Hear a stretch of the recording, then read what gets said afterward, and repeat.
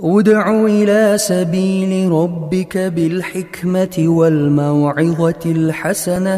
أعوذ بالله من الشيطان الرجيم. بسم الله الرحمن الرحيم. Assalamu alaikum ve rahmetullahi ve berekatuh. Muhterem Müslüman kardeşler. Ramazan ayları mübarek bulsun.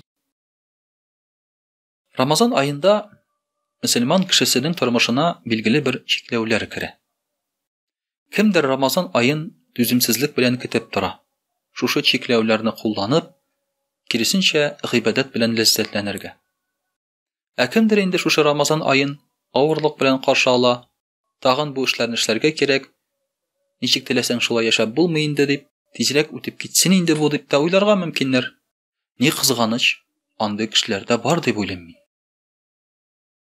Şulay da Ramazan ayı elbette bizge bari tek yaxşılıqını alıp kile. Şunda yaxşılıqның birisi, vaqtni boşqa ərəm etməskə irənəbiz. Yəni, vaqtni sarf etüdən tıyılu. Peyğəmbərimiz sallallahu aleyhi və səlləm eytə, kişi qadirli əybirlərinin qadirin bilmeydi. Mənə şuşu qadirli əybirlərinin birisi ol, boş vaqtdır.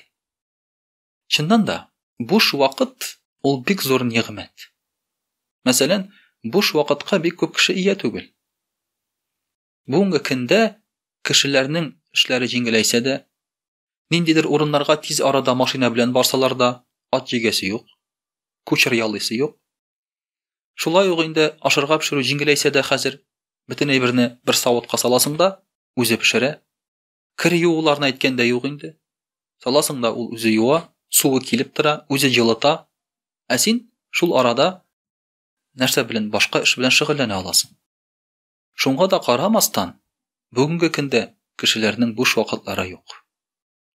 Qonaqqa yirmi kishilar vaqt tapa olmaylar. Oylar bo'yi tug'anlar ko'rishmay, bir shaharda, bir avulda hatto bo'larga mumkin. Ne g'ajab. Shusha bo'sh vaqt tapa olmaylar kimgadir yordam etirga. Hatto mana shusha Alloh Taala içinde bo'sh vaqt topolmay. Endi atiyanilar için aytganda yo'q. Endi zor biznesmenler, alar g'umuman balalarına da vaqt tapa almaylar.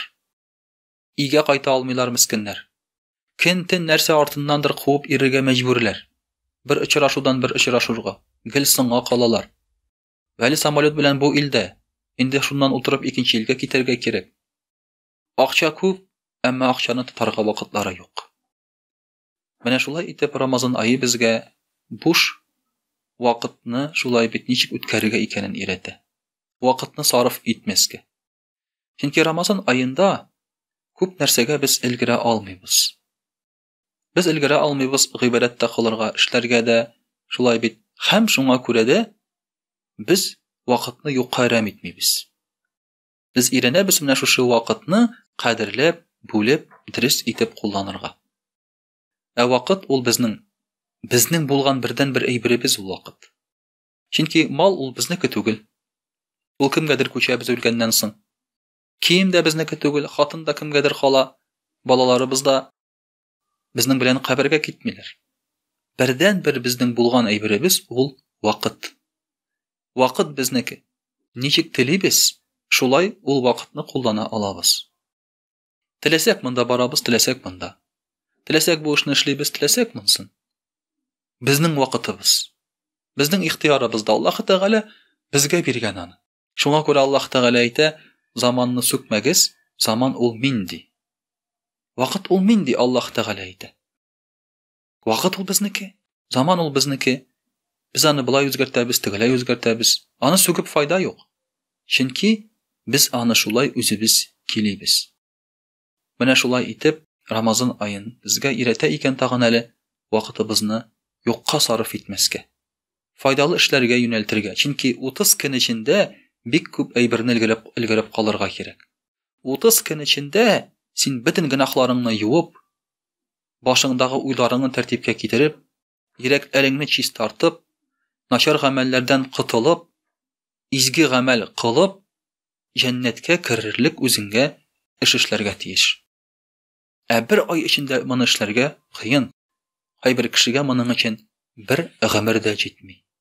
Вассаламу алейкум ва рахматуллахи ва баракатух.